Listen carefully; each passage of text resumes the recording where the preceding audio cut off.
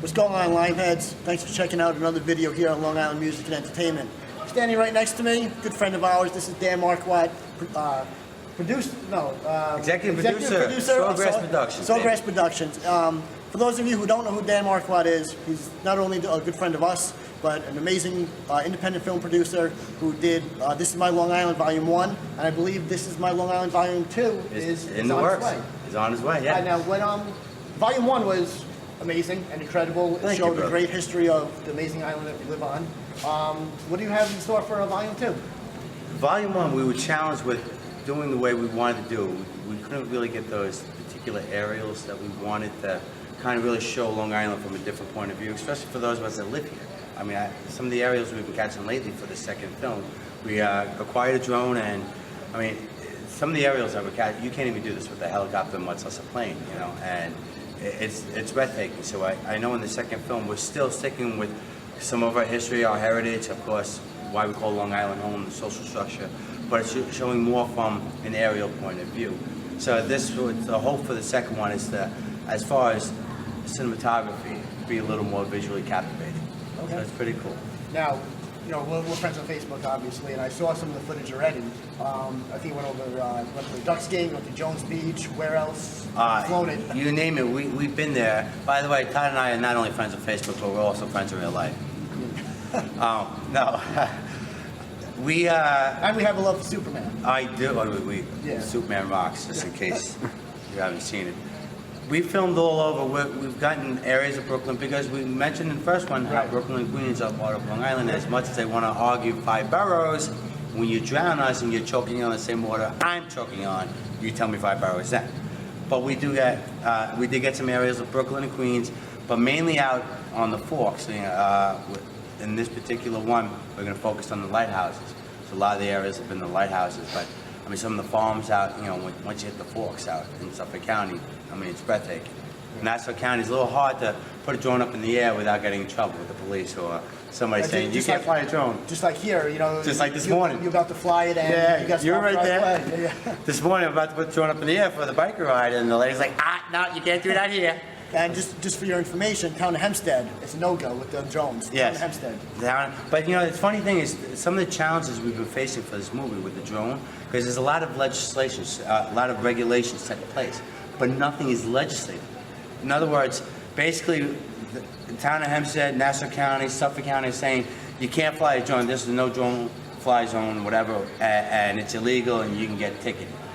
But it's hard to sit there and argue that you're going to ticket something that's not in legislation. So it either becomes the argument that now it becomes a money grab, or they're just trying to control the masses, which I get because people get stupid. You know, I mean, I use the drone for filming only, you know, and I do aerials of the island, not of people's homes, and I'm not facing in the windows. But there's, in the FAA industry, the regulations are set because a lot of people don't understand the drones. And the ones that do have them, there are a lot of people that abuse it, you know. And then there are guys like me that actually use it for commercial use of filming and getting, you know, telling a nice story. So there's a lot of loopholes in between. Like, give you an example. This morning, a lady here at Lido Beach saying we can't fly anywhere in the Town of Hempstead, you know, no-fly zone. But same thing with Gilco Tower when you're over by Robin Moses. Any Suffolk County park or state park, you can't fly a drone. But this morning, we went over to the teardrop where they did the turnaround. And we put the drone up in the air, and there's state troopers and park rangers, and they had no problem. So it's okay when it's to their benefit, but you know what I mean? There's a lot of loopholes, but the thing is technically no one can really get arrested for it. I mean, if you're flying over like Met Stadium or Yankee Stadium, you may get arrested because it becomes copyright infringement, but it still has nothing to do with the drone. You see where I'm getting at? So it's different angles that people take. So there's a lot of loopholes in this, and that's been the struggle for Amy and I, my partner and I, when we've been flying the drone, is who we're getting our chops busted by. And then it's having that talk with them or that debate or argument, whatever it may be. You know, and so far we've been lucky. We haven't gotten ticketed for anything, nor have we gotten a permit. I know you're supposed to get permits for the towns, but you know, it's so tedious the process. And you know me, Todd. I move at one speed and one speed only. Mine. Like the Long Island music and entertainment scene, it goes. It keeps going. It doesn't stop for anybody. Let's let's get back to the documentary. Are we looking at a film that's as big as the first one, a little bit smaller? Or We're hoping to make it just as big as the first one. so a whole production? In the A whole movie theater production also? in the movie theaters, everything, an hour and a half. We might actually make it an hour, but we haven't debated on it. It depends on how much writing we do. You know, I know in the first film, we actually had pretty much like 3 hours worth of film, and then we cut it down to an hour and a half. And that was all with the writing. So even a lot of that writing got cut out. So this one is, okay, so what haven't we focused on, you know, that we didn't focus on the first one that we're gonna focus on? So in the second one, we're focused on Nikola Tesla. Even though Nikola Tesla wasn't a Long Island boy, when he did his research and his results were done here at the Watercliff Tower out in Wading River. Basically, the thing with Tesla is, if you notice in the history books, Tesla's nowhere to be mentioned. It's all Thomas Edison and this and that. Tesla at one point was Edison's apprentice. And it's now become DC versus AC, direct current versus alternate current, which that's what Tesla did. And what it was, a lot of corporations didn't back him up because they thought he was giving out energy freely. And what he was doing was harnessing energy free of wires. Yeah? And without that research, our technology today, from the camera that you're holding in your hand, filming us right now, to the cell phones that we use, the computers that we use, and all the government defenses, all were due to Tesla and harnessing energy wirelessly. If we were to put up those Watercliff Towers around certain points of the world, there would never be a need to ever charge a cell phone ever again. Ever. Imagine that. So it wasn't that he was giving away energy freely, he harnessed it. And the result was, on one night, he took 4 miles worth of light bulbs. 4 miles. Big ass light bulbs. So big round ones, you know what I'm talking about? I don't know light bulbs, so I don't know what the name you would give it. But 4 incandescent light bulbs. 4 miles of it, sorry. 4 miles of it. And lit 4 miles of light bulbs free of wires. Stuck them all on the ground, they were all free of wires, all lit them up.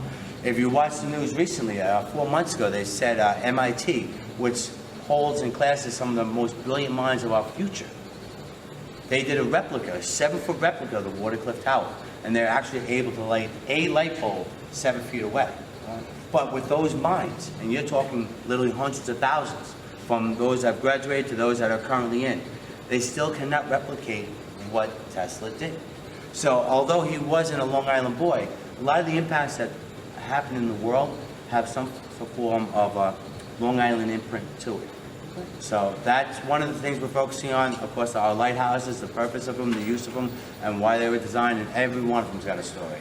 Our first black baseball team here in America, yes. The Cuban Giants. Yes. We're here from Long Island. Argyle Park, yes. Babylon is where they... Absolutely, my man knows his history here. See, Long Island Music and Entertainment, there's a smart man right here. who needs history books and a history teacher when you have Dan Marquardt? Well, you know what, I've learned a lot too, because a lot of this I didn't know growing up either. My grandfather, for those that don't know me, like obviously you see the love of Superman that we have. My grandfather's been a great influence in my life. How is he doing, by the way? He's an amazing man, 91 years young, he's still kicking. And he taught me that the symbol is a symbol of hope. The hope that we all have the understanding and the potential to be something better than ourselves. Something super. So I wear Grandpa's lessons proudly. But it was Grandpa that really showed me the beauty of this place, of Long Island. And you and I both know the taxes here are high. You know, everybody can talk about the politicians and the corruption and the crime and the scandal, but you know, it's a matter of a point of view. It's what you focus on. And I was always taught to focus on the beauty of things. So when I met up with my partner, Amy Augustine from Aces Magazine, Amy does the same thing, but in a magazine form. Aces Magazine is Amy's. That's actually perfect timing, Chris. Obviously, she's obviously in the room. Hi, Amy. You turn around, you gotta get a beautiful picture of Amy. Come on. There you go. Wave it. Wave. All right, so, Did you guys notice that hourglass shape? Sorry. All right, so we won't keep you. Keep me, please. I'm getting tired of throwing away. Doing these 2 films, you know, obviously you gained a lot of knowledge on Long Island, and these films that Dan puts together for Sawgrass Production are nothing less than amazing. Thank you. And I can't wait for the second one. And you can bet that any information pertaining to the release of the second one you find on Long Island Music and Entertainment. So once again, Dan Marquardt, once again, good friends, and thanks for joining us, dude. Thank you very much, brother. All right. Long Island Music and Entertainment industry, you guys keep rocking. All right.